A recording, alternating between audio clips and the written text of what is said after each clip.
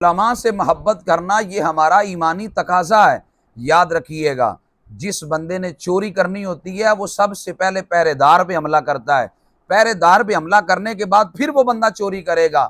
جو بندہ علماء پہ زبان درازی کرتا ہے سمجھ لو وہ دین پر حملہ کرنا چاہتا ہے۔ علماء ذات کی بات نہیں کرتے، یہ دین کے محافظ ہیں۔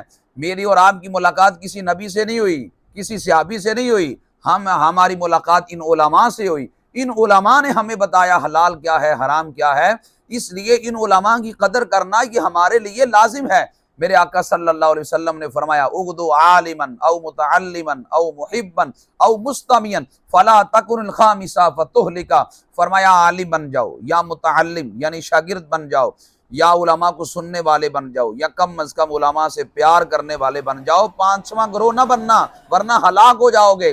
اس لیے کم از کم علماء سے پیار کرنا یہ ضروری ہے، اور جو علماء سے پیار نہیں کرتا، علماء کا بغض اپنے دل میں رکھتا ہے، یاد رکھنا اللہ تعالیٰ اس کی نسلوں میں کوئی عالم پیدا نہیں کرتا جو علماء کا بغض دل میں رکھتا ہے۔ یہ نبی پاک علیہ السلام کے دین کے وارث ہیں، اس لیے ان وارثوں کی خدمت کرنا، ان وارثوں سے محبت کرنا یہ ہمارے ایمان کے لیے لازم ہے۔